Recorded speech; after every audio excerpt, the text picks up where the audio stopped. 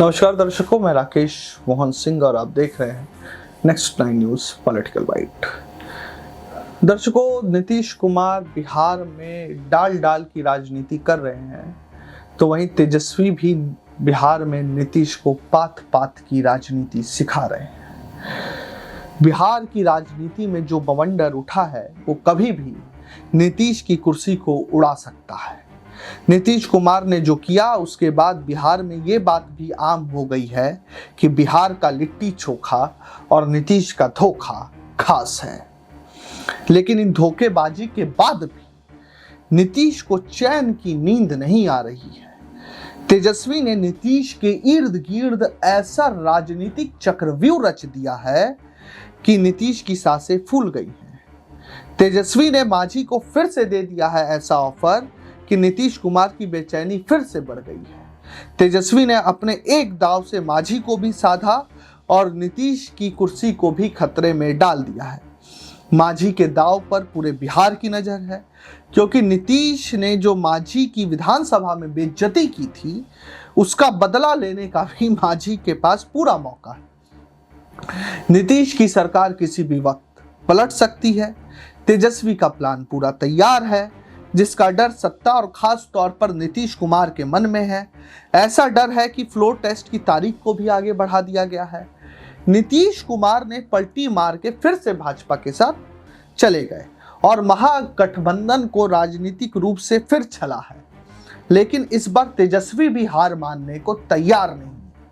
तेजस्वी अपने राजनीतिक तेज से नीतीश की कुर्सी के चारों पायों को हिला देना चाहते हैं, तभी तो वो नीतीश के साथ ही खेल करने वाले हैं। तेजस्वी ने सत्ता दल के साथ पूरा खेल करने की तैयारी कर ली है। नीतीश सरकार बिहार में शुरू होने वाले प्रस्तावित बजट सत्र में ही खेल कर सकती है।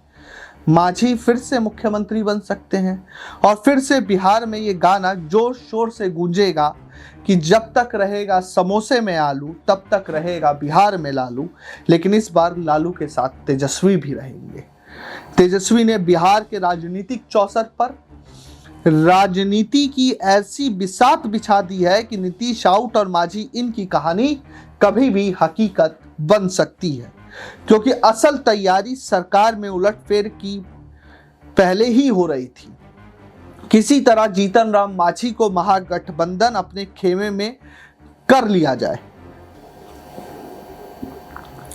जिस दिन रोहिणी आचार्य ने सीएम नीतीश कुमार को सोशल मीडिया पर बुरा भला लिखा, उसके बाद राजद अध्यक्ष लालू प्रसाद यादव किसी भी तरह के डैमेज कंट्रोल में नहीं लगे, बल्कि विधायकों की जुगत में लग गए थे।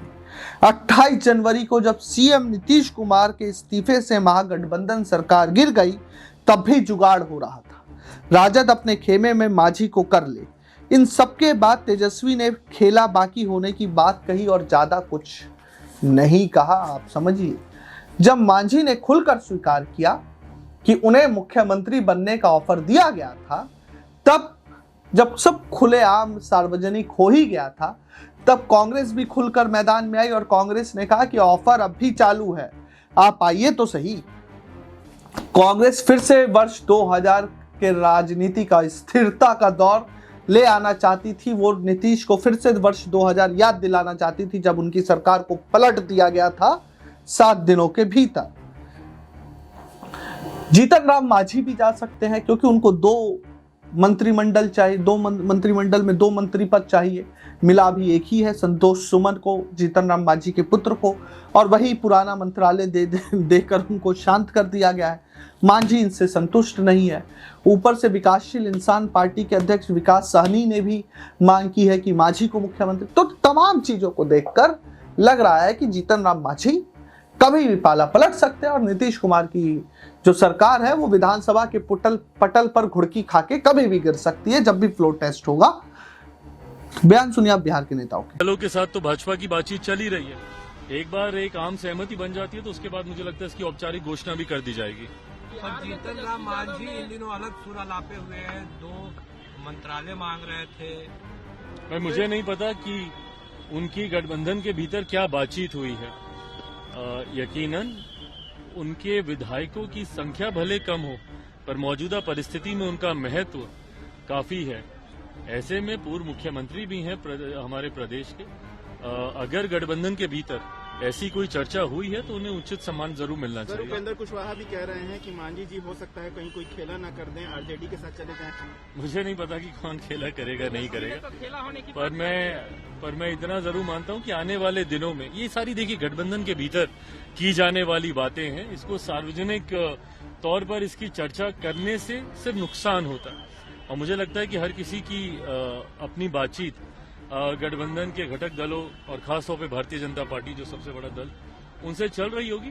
मैटर ऑफ टाइम की बात है, बहुत जल्द सारी परिस्थिति स्पष्ट हो जाएगी। कांग्रेस के प्रदेश अध्यक्ष मांझी को सीएम बनाने तक के ऑफर दे डाले, कह रहे हैं कि हमारे साथ आ जाए, मुख्यमंत्री बना देंगे। अब देखिए, विपक्ष का घटक दल हमेशा गठबंधन हमेशा चाहेगा कि कोई ना कोई घटक दल टूट के उनके साथ जाए ताकि परसेप्शन की लड़ाई में वो जरूर आगे हो जाए। जैसा मैंने कहा, मैटर ऑफ टाइम की बात है, बहुत जल्द सारी परिस्थिति स्पष्ट हो जाएगी। Thank you. तेजस्वी यादव ने खेला होने की बात कही है, चिराग जी होगा, विधानसभा सत्र प्रारंभ होगा तो वैसी परिस्थिति में 11 के पहले ये मंत्रिमंडल का विस्तार स्वाभाविक है, लेकिन मुख्यमंत्री ज़्यादा इसमें सचेष्ट हैं और जैसा कि मुझे मालूम हो रहा है कि 5 तारीख को ही मंत्रिमंडल का अगला विस्तार हो जाएगा और उसी दिन विभागों का बंटवारा भी हो जाएगा। रही बात हमारी, तो हम शुरू से कह रहे हैं कि निर्दलीय एक विधायक हैं, उनको आप एक मंत्रालय देते रहे हैं, आज भी दिया, और हम 5 विधायक हैं, 4 एमएलए और 1 एमएलसी, तो हमको कम से कम 2 मंत्री जरूर चाहिए।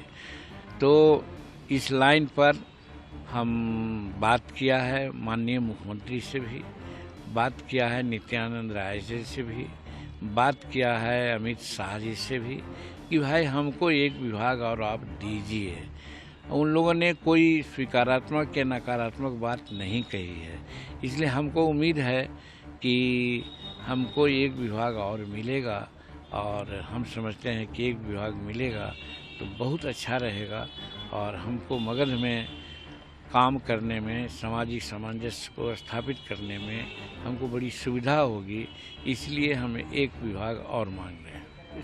नहीं, पिछले महीना एक घटना हुआ था मनिहारी में, उसको लेके एसएसपी साहब से मिले हैं और घटना पे संज्ञान पहले से भी ले रहे हैं एसएसपी साहब, और अभी उन्होंने आश्वस्त किया कि इस पर टीम बना के इस घटना को हम लोग उच्च स्तर पे जांच करके जो न्याय होगा, पीड़ित के साथ अगर गलत हुआ है तो उसका हम न्याय करेंगे और जो दोषी होगा उसको सजा दिया जाएगा।